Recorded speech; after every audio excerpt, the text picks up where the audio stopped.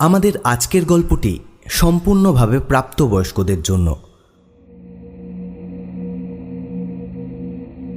আমাদের চ্যানেলের সমস্ত গল্পের নোটিফিকেশন সবার আগে পাওয়ার জন্য এখনই সাবস্ক্রাইব করুন আমাদের চ্যানেলটি এবং পাশে থাকা বেল আইকনটি প্রেস করে অল করে দিন। হরেবল উইকেন্ডে আজ আপনার জন্য ঋত্বিকা ব্যানার্জির লেখা গল্প ব্ল্যাক কফি। আজকের গল্পটি আমরা নিয়েছি ঋত্বিকা ব্যানার্জির অশরীরীর আর্তনাদ এই বইটি থেকে। আজকের গল্প পাঠে এবং গল্পের সূত্রধার আমি অতনু। শুরু হচ্ছে ব্ল্যাক কফি।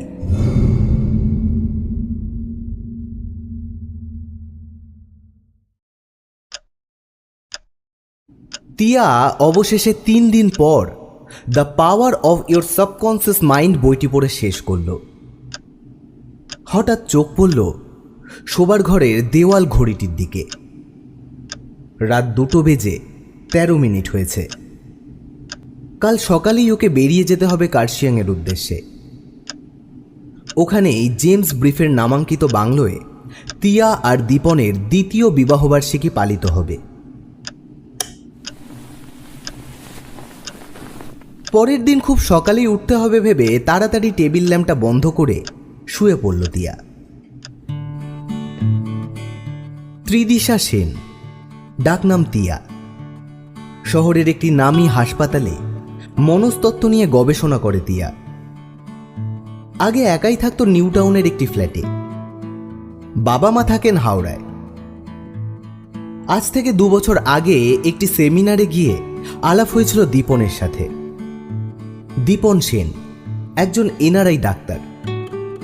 এমনিতে ভীষণ মিশুকে, কিন্তু আচরণ একটু অদ্ভুত। আর আচরণের মতোই ওর শখগুলোও ভীষণভাবে অদ্ভুত। এই যেমন কবরস্থানের প্রতিটি কবরের পাথরের ফলক থেকে মৃত ব্যক্তির নাম, মৃত্যুর কারণ এবং সালটা দীপন নিজের ডায়েরিতে লিখে রাখে। এটাই নাকি ওর শখ। তিয়াকে দেখা মাত্রই দীপনের খুব পছন্দ হয়ে গিয়েছিল। তাই সরাসরি বিয়ের প্রস্তাব নিয়ে হাজির হয়ে গিয়েছিল তিয়ার বাবা মায়ের হাওড়ার বাড়িতে। খানিকটা বাবা মায়ের কথা রাখতেই তিয়াকেও বিয়েটা করে ফেলতে হয়েছিল। দীপন স্বামী হিসেবে এমনিতে খুব ভালো, খুব যত্নশীল। তিয়া যে বাধ্যতামূলক বিয়েটা করেছিল সেটা সে ভালো করেই বুঝতে পেরেছিল। তাই এই 2 বছরে একদিনের জন্য তিয়ার উপরে কখনো নিজের ইচ্ছেটা চাপিয়ে দেয়নি দীপন। বিয়ের 1 মাস পরেই দীপন আমেরিকা চলে যায়। ফোনে নিয়মিত যোগাযোগ থাকলেও এই 2 বছরে মাত্র কয়েকটা দিনই তারা একসঙ্গে থাকার সুযোগ পেয়েছিল। মুখে প্রকাশ না করলেও দীপনের ইচ্ছে ছিল তিয়াকে নিয়ে বিদেশ চলে যাওয়ার। কিন্তু তিয়ার অমত থাকায় দীপন আর জোর করেনি কখনো।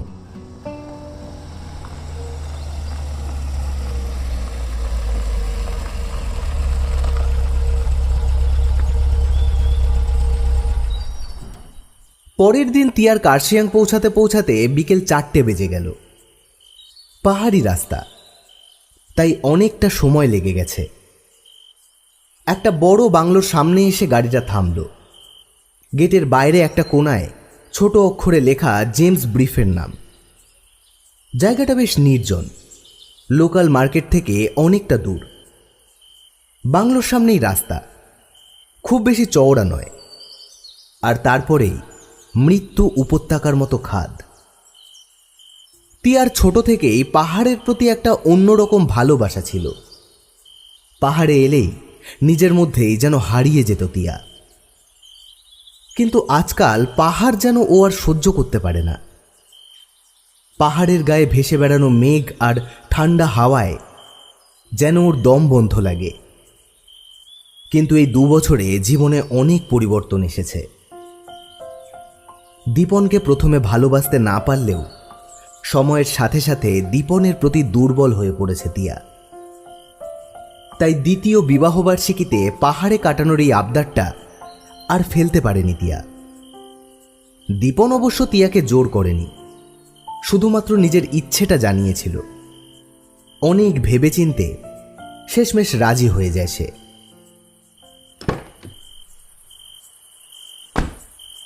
গাড়ি থেকে নেমে দাঁড়ালো তিয়া। সূর্য তার সমস্ত আলোকরশ্মিটুকু নিয়ে পশ্চিমের দিকে ঢলে পড়েছে। বাংলোটা যেন মৃত মানুষের মতো দাঁড়িয়ে আছে, হাতছানি দিয়ে ডাকছে তাকে। বাংলোর বাইরে এক চিলতে বাগান, বাগান ভরা পাহাড়ি ফুল ফুটে আছে। বাগানের সৌন্দর্যই যেন মৃত বাংলোটাকে অক্সিজেন দিচ্ছে পুনর্জীবনের জন্য। তিয়া একটা দীর্ঘশ্বাস ফেলল। গাড়ির আওয়াজ পেয়েই বাংলোর ভেতর থেকে বেরিয়ে এলো একজন বছর 50-এর বেটেখাটো মধ্যবয়সী লোক, আর তার পাশাপাশি এসে দাঁড়ালো ছিপছিপে গড়নের বছর 40-এর এক ভদ্র মহিলা। এরাই যে এই এত বড় বাংলোটা দেখাশুনো করে সেটা আর বুঝতে বাকি রইল না তিয়ার। তিয়াকে গাড়ি থেকে নামতে দেখেই দুজনে এসে তাড়াতাড়ি গাড়ি থেকে ব্যাগগুলো নামাতে লাগলো। তিয়া অনুভব করল চারপাশে একটা অদ্ভুত শান্তি বিরাজ করে আছে। সে যেন একটা নিষ্প্রাণ প্রকৃতিতে বেঁচে আছে। হঠাৎ করেই দীপনের জন্য কেমন যেন একটা অদ্ভুত ভয় হতে লাগলো তিয়ার। ও সাবধানে পৌঁছতে পারবে তো এখানে?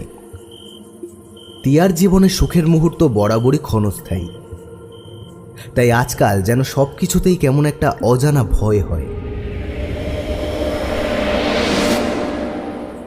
কেয়ারটেকার লোকটা বলল, आइए मेम साहब, आपका कमरा रेडी है, आप रूम में जाके फ्रेश हो लीजिए।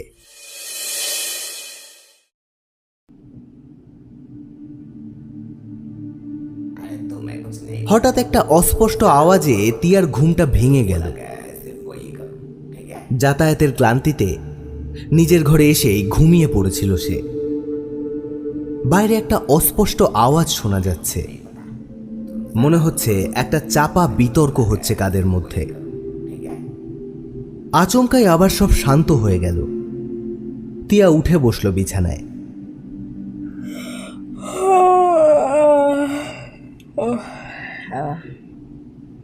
দুহাত বিস্তৃত করে একটা হাই তুলল। তারপর টেবিলে রাখা ফোনটা হাতে নিয়ে দেখল প্রায় রাত 10টা বাজে। দীপনকে একটা ফোন করবে ভাবল, কিন্তু ফোনে নেটওয়ার্কও নেই। দীপন এখনো এসে পৌঁছায়নি। আজকাল এই দূরত্বটা আর যেন সহ্য হয় না তিয়ার। তবে কি দীপনের প্রতি একটা দুর্বলতা তৈরি হয়েছে তার? ভাবতে চেষ্টা করল তিয়া, কিন্তু অনেক ভেবেও কোনো সদুত্তর পেল না সে। শরীরে একটা অসহ্য ব্যথা হচ্ছে, হয়তো এই পাহাড়ি পথে যাত্রার কারণেই। খানিকটা দুর্বলতা নিয়ে তিয়া বেরিয়ে এলো ঘর থেকে। বাংলোটা দোতলা, নিচের তলে রান্নাঘর, আর তার পাশের ঘরে কেয়ারটেকার আর তার স্ত্রী থাকেন। মাঝে একটা বড় মাপের ড্রয়িং রুম, তার একপাশেই বিদেশি মদের রকমারি ভাণ্ডার। দেখেই বোঝা যায় বিদেশি সাহেবরা প্রায়ই অ্যালকোহলের উল্লাসে মেতে ওঠেন। দোতলায় 4টে বেডরুম, যার মধ্যে একটাতে তিয়া আর দীপনের থাকার ব্যবস্থা করা হয়েছে। তিয়া আবার নিজের ঘরে ঢুকে পড়ল। ভেতরে হিটার চলছে, তাই ঠান্ডাটা ঠিক বোঝা যাচ্ছে না। কাচের জানলা দিয়ে বাইরের দিকে তাকিয়ে থাকলে পাহাড়ের গায়ে একটা গাঢ় অন্ধকারের সম্মুখীন হওয়া যায়, আর অস্পষ্ট ভেসে আসা মেঘের মধ্যে মনে হয় হাজারো রহস্য লুকিয়ে আছে। হঠাৎ রুমের কলিং বেলটা বেজে উঠল। তিয়া শুনতে পেল একটা চাপা গলার ডাক, মেম সাহেব, মেম সাহেব। তিয়ার আর বুঝতে বাকি রইল না যে এই বাড়ির কেয়ারটেকার অর্থাৎ অচিন্ত বাহাদুর বাইরে দাঁড়িয়ে ডাকছে তাকে। তিয়া গিয়ে দরজাটা খুলতে বাহাদুর বলল, মেম সাহেব চলিয়ে, ডিনার রেডি হ্যায়। খিদেও পেয়েছিল, তাই গায়ে একটা চাদর জড়িয়ে বাহাদুরের সাথে নিচে চলে এলো তিয়া। যত রাত বাড়ছে ঠান্ডাটাও বেশ জাঁকিয়ে পড়ছে। বনমুরগির ঝোল আর গরম গরম রুটি সহযোগে রাতের খাবার শেষ করে তিয়া নিজের রুমে ফিরে এলো।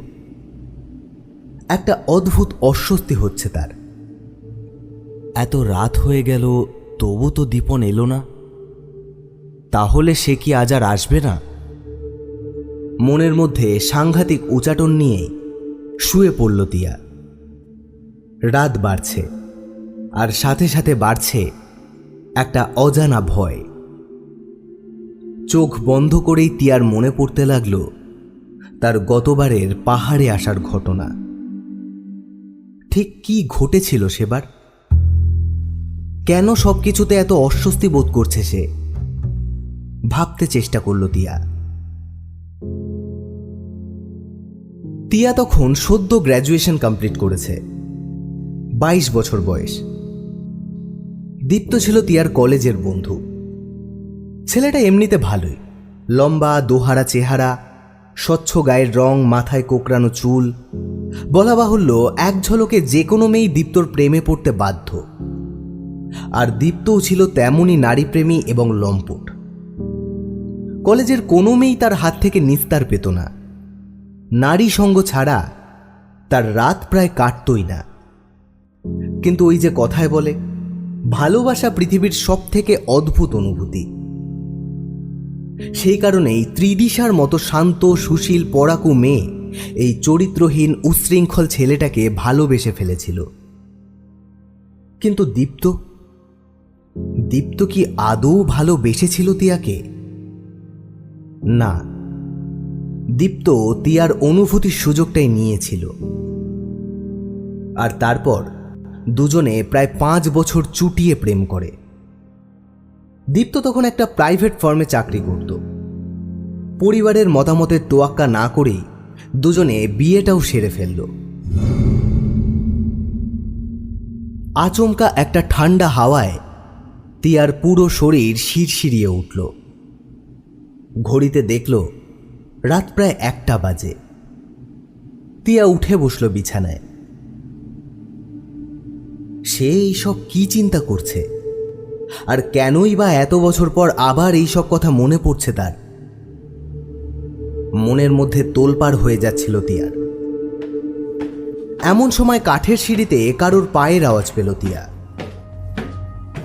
মনে হলো কেউ যেন বুট পরে ভারী ভারী পা ফেলে সিঁড়ি বেয়ে উপরে উঠে আসছে। তিয়ার হঠাৎ খুব ভয় হতে লাগলো। বিছানার মধ্যে নিজেকে ধীরে ধীরে গুটিয়ে নিল সে। হঠাৎ করেই সেই অজানা আগন্তুকের ভারী পায়ের শব্দটা যেন তিয়ার ঘরের সামনে এসে নিশ্চিহ্ন হয়ে গেল। আর তারপরে সব চুপচাপ।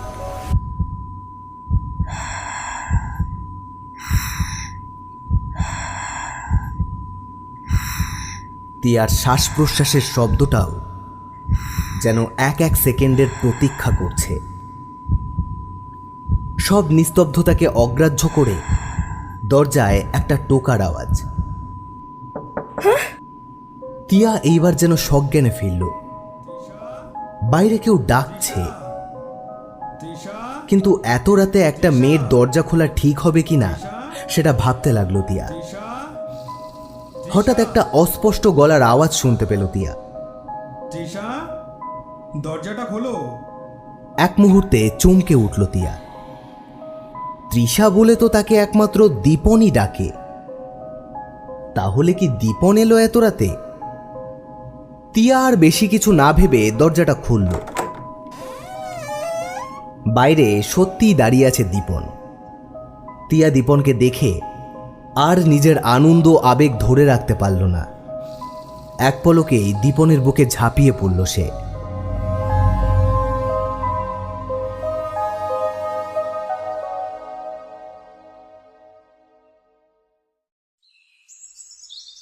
আজ 2রা মাঘ। আগামীকাল তিয়া আর দীপনের দ্বিতীয় বিবাহ বার্ষিকী।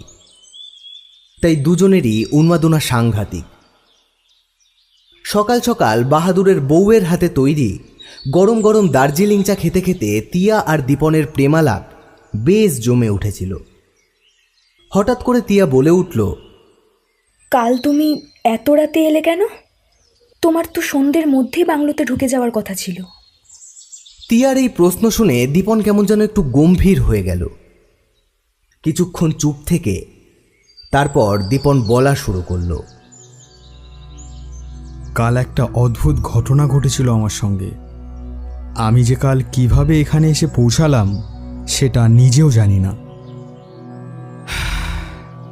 কথাটা বলেই একটা দীর্ঘশ্বাস ফেলল দীপন। অদ্ভুত ঘটনা? কিরকম? দীপন আবার বলা শুরু করলো। গতকাল বাগডোগরা এয়ারপোর্টে নেমেছিলাম সকালেই। ইচ্ছে ছিল পথে দুটো গাড়ি বদল করে তারপর এই হোমস্টেতে এসে পৌঁছাবো, কিন্তু ওখানে একটা বছর 25-এর লোককে দেখেছিলাম গাড়ি নিয়ে কারোর জন্য অপেক্ষা করতে। আমি সেই ভদ্রলোকের থেকে কিছুটা দূরে দাঁড়িয়ে অপেক্ষা করছিলাম অন্য কোনো ফাঁকা গাড়ির জন্য। এমন সময় উনি আমার দিকে এগিয়ে এলেন। তারপর বললেন, साहब जी आप चलिए मेरे साथ, मैं आपको पहुंचा दूंगा। আমি তার কথা শুনে একটু ইতস্তত বোধ করলাম। মনে মনে ভাবলাম উনি হয়তো অন্য কারোর জন্য অপেক্ষা করছে, শুধুমাত্র একটু উপরি অর্থ উপার্জনের জন্য আমাকে গাড়িতে বসাতে চাইছে।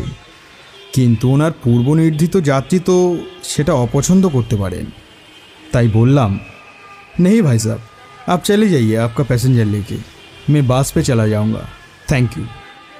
মনে হলো আমার এই কথাটা সেই ড্রাইভারের খুব একটা মন মতো হয়নি।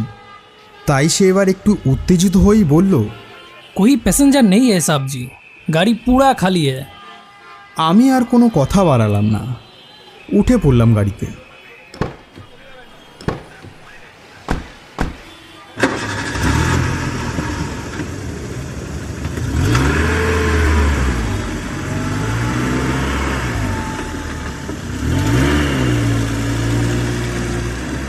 গাড়িটা রওনা দিল কার্শিয়াংয়ের উদ্দেশ্যে। আমাদের গাড়ি যখন দার্জিলিংয়ে ঢুকলো তখন প্রায় সন্ধ্যা। রাস্তার একপাশে ঘন জঙ্গল আর এক পাশে মারণ খাদ।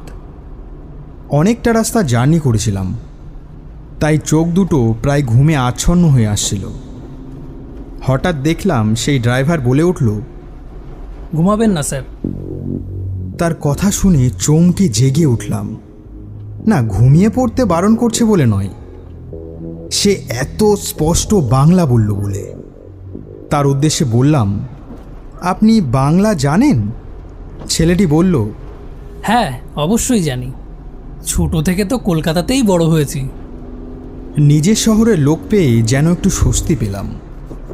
মুখে খানিকটা হাসি নিয়েই বললাম, এখানে কি তাহলে কাজের সন্ধানে এসেছেন? ড্রাইভার খানিকটা গম্ভীর হয়ে বলল, না বন্ধু, এসেছিলাম ঘুরতে, কিন্তু আমাকে এখানে একা রেখেই আমার বউ ফিরে গেল।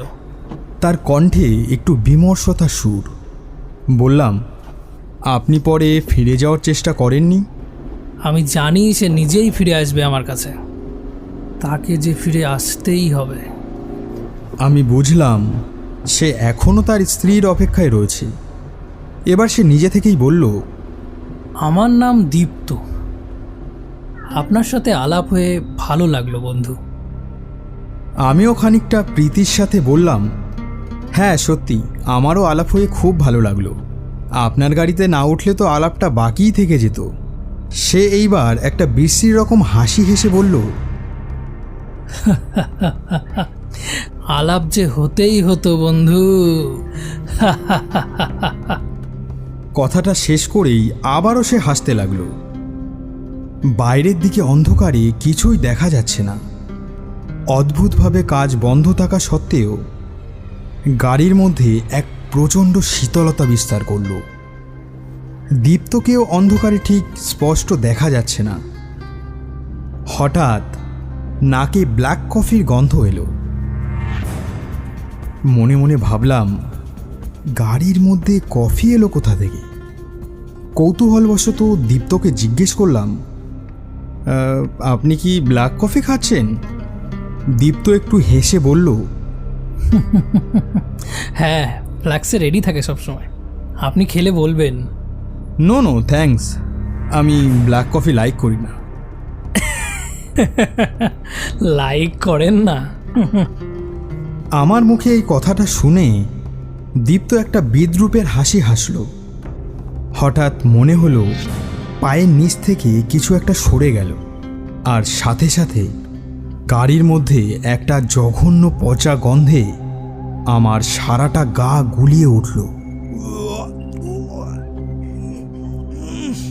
গন্ধটা ধীরে ধীরে আরো তীব্র হচ্ছে। আমি দীপ্তর উদ্দেশ্যে বললাম, কিসের একটা গন্ধ বেরোচ্ছে, তাই না? কিন্তু দীপ্তর কোনো সাড়া পেলাম না। মনে হচ্ছে গাড়ির মধ্যে যেন আমি একাই রয়েছি। এই বিশ্রী গন্ধের তাণ্ডব আর সহ্য করতে না পেরে ফোনের টর্চটা এবার জ্বাললাম। কিন্তু তারপর যা দেখলাম সেটা এখনো বিশ্বাস করতে পারছি না। এইটুকু বলে দীপন একটু থামল। তিয়া লক্ষ্য করল দীপনের কপালে বিন্দু বিন্দু ঘাম এসে জমা হয়েছে। তিয়ারও ততক্ষণে গলা শুকিয়ে গিয়েছে। সে কাঁপা কাঁপা গলায় জিজ্ঞেস করল, তারপর তারপর কি দেখলে দীপন? দীপন যেন তার ভাষা হারিয়ে ফেলেছে। বেশ কিছুক্ষণ চুপ করে থাকলো দীপন, যেন মনে মনে সমস্তটা একবার সাজিয়ে নিল। তারপর বলল, দেখলাম দীপ্ত সারা শরীরে পচন ধরেছে, চোখ মুখ পোকায় খুবলে খাচ্ছে। যদিও ওটাকে ঠিক শরীর বলা যায় না, মনে হচ্ছে ড্রাইভারের সিটের ওপর কেউ একটা পচনশীল কঙ্কাল এনে রেখেছে। আমি সেই দৃশ্যটা আর সহ্য করতে পারলাম না। আতঙ্কে চলন্ত গাড়ি থেকে ঝাঁপ দিলাম। আর তারপর আর কিছুই মনে নেই। তিয়ার চোখে মুখে একটা অজানা ভয় স্পষ্ট দেখা যাচ্ছে। এইবার সে একটু গম্ভীর হয়ে বলল, তুমি তবে এখানে এসে পৌঁছলে কিভাবে? আবার কিছুটা নিস্তব্ধতা। বেশ কিছুক্ষণ পর নিস্তব্ধতা ভেঙে দীপন বলল, জানি না। যখন জ্ঞান ফিরল তখন দেখলাম বাংলোর বাইরে পড়ে আছি। বাহাদুর দরজা খুলে দিল। আর তারপরের ঘটনা তো তুমি সব জানোই। সকাল গড়িয়ে প্রায় দুপুর হতে চলেছে। তিয়া নিজের ঘরে গেল স্নানের জন্য। তিয়ার মনের মধ্যে একটা অজানা ভয় ক্রমেই আরো বিস্তৃত হচ্ছে। এত বছর পর দীপ্ত আর ব্ল্যাক কফি বারবার ফিরে আসছে। এইসব ভাবতে ভাবতে তিয়া স্নানে চলে গেল। পরনের কুর্তিটা খোলার সময় মনে হলো জামার মধ্যে কিছু একটা চটচটে জিনিস তার পুরো শরীর পরিক্রমা করছে। তিয়ার পুরো শরীর ঘিনঘিন করে উঠল। কুর্তিটা সামান্য ফাঁক করে দেখল একটা জীব তার পুরো শরীরটাকে উচ্ছিষ্ট করছে। এটা দেখেই তিয়া ছিটকে পড়ল মেঝেতে। না, আবার সবকিছু স্বাভাবিক। তাহলে এটা কি সে ভুল দেখল? এতটা পরিষ্কার ভুল?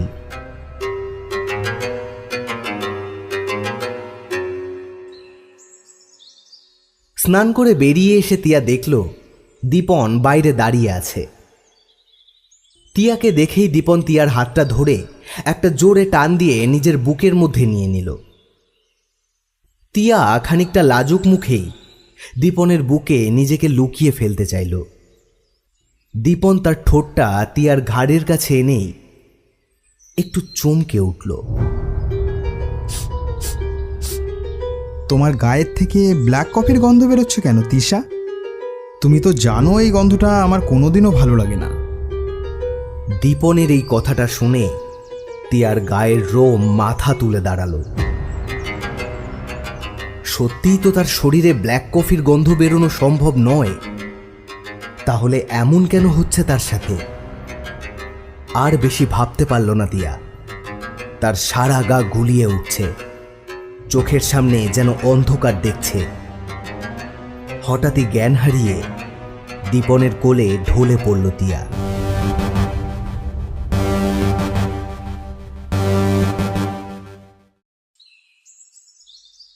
আজ ৩রা মাঘ, তিয়া আর দীপনের দ্বিতীয় বিবাহবার্ষিকী।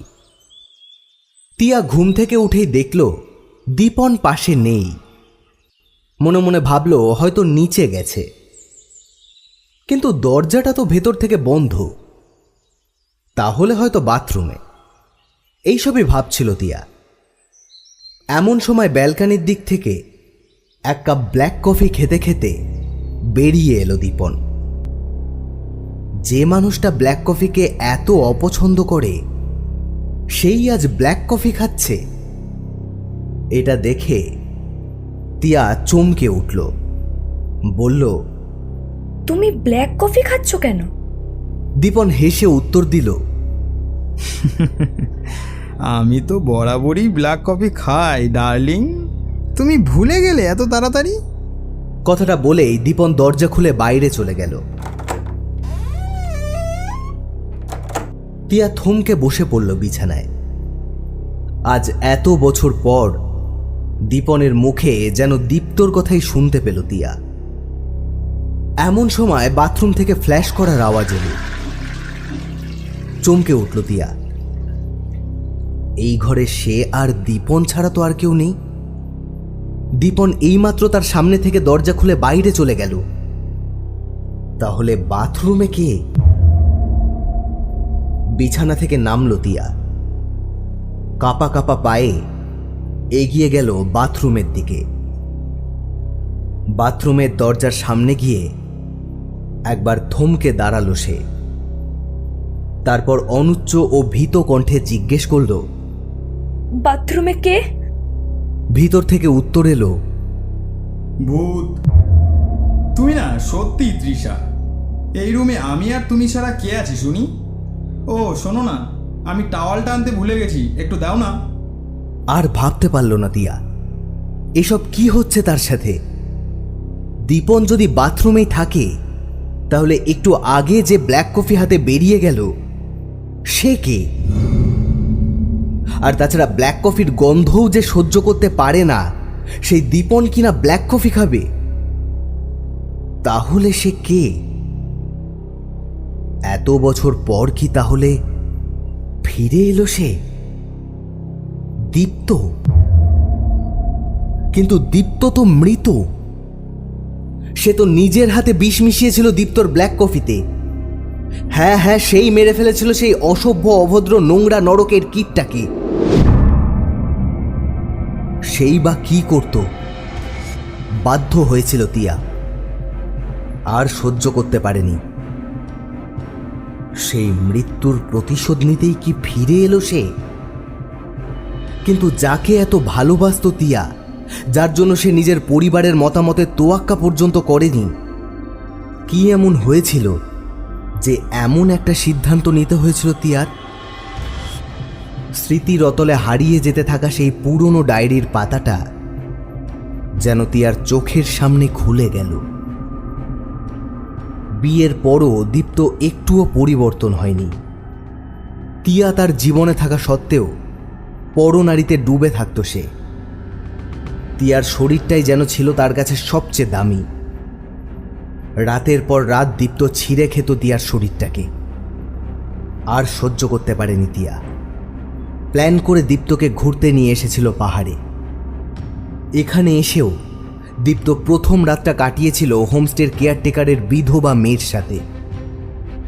সেই রাতেই টিয়া নিশ্চিত করেছিল যে দীপ্তকে সে মেরে ফেলবে।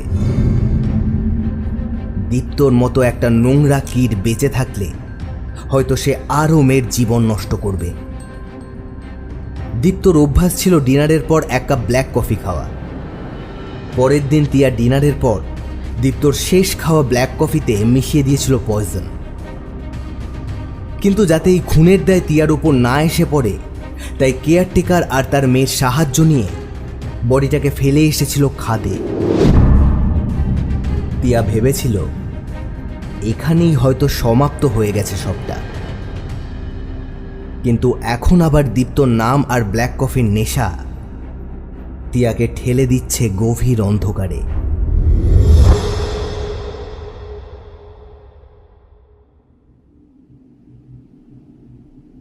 সারাটা দিন খানিকটা আনমোনাভাবেই কাটল তিয়ার। আজ দ্বিতীয় বিবাহবার্ষিকী হওয়া সত্ত্বেও দীপন সারাটা দিন প্রায় নিখোঁজ। বিকেল গড়িয়ে সন্ধ্যা নামল। দীপন ফিরল রাতে। তিয়ার ঘরে একটা হালকা আলো জ্বলছে। তিয়া শুয়েছিল। দীপনকে ঘরে ঢুকতে দেখেই তিয়া উঠে বসল বিছানায়। কিন্তু সেই হালকা আলোয় যেন মনে হচ্ছে দীপন নয়, দীপ্ত দাঁড়িয়ে আছে তিয়ার সামনে। তিয়া ভয়ে প্রায় চিৎকার করে উঠল। দীপন ধীরে ধীরে এগিয়ে এলো তিয়ার দিকে। ডার্লিং, ভয় পাচ্ছ কেন আমায় দেখে? এখানে তো আমারই থাকার কথা ছিল। আমার কাছে যে তোমাকে ফিরতেই হতো। তিয়া ভয় ঘামছে। হুবহু দীপ্তর কণ্ঠ। এও কি সম্ভব? দীপ্তর আত্মা কি তাহলে এতদিন তিয়ার অপেক্ষা করে আছে এই পাহাড়ে? এইসব ভাবতে ভাবতে আবার একটা ডাক কানে এলো তিয়ার। দীপন দরজা খোলার জন্য ডাকছে তাকে। দরজা খোলো। তিয়া বুঝল সে এতক্ষণ মিথ্যেই স্বপ্ন দেখছিল। তিয়া উঠে গিয়ে দরজাটা খুলে দিয়ে এলো। কিন্তু দীপন ঘরে ঢুকে আর কোনো কথা না বলেই শুয়ে পড়ল বিছানায়।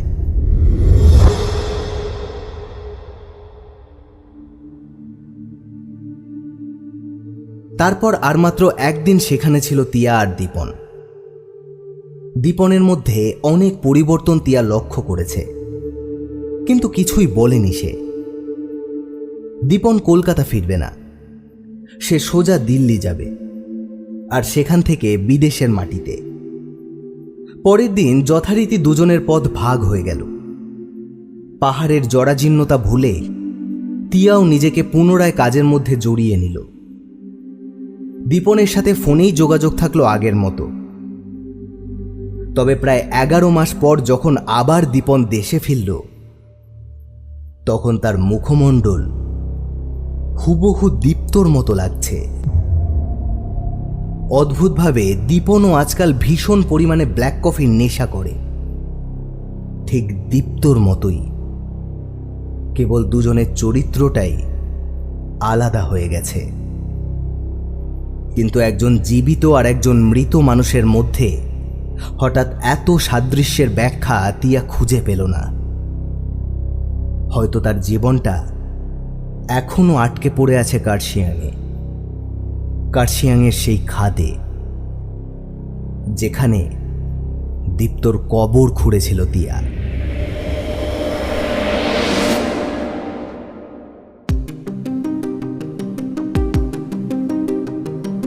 শুনলেন ব্ল্যাক কফি, রচনা ঋত্বিকা ব্যানার্জি। তিয়ার চরিত্রে রিক্তা, দীপন, অমিত, দীপ্ত, সম্পদ, অচিন্ত বাহাদুর এবং গল্প পাঠে অতনু। আবহ এবং প্রচ্ছদ টিম হরেবল উইকেন্ড। সমগ্র পরিচালনা এবং পরিকল্পনা অতনু। শেষ হলো ব্ল্যাক কফি। আমরা আবার ফিরে আসব নতুন কোনো গল্প নিয়ে। ততক্ষণ ভালো থাকুন, সুস্থ থাকুন আর শুনতে থাকুন হরেবল উইকেন্ড।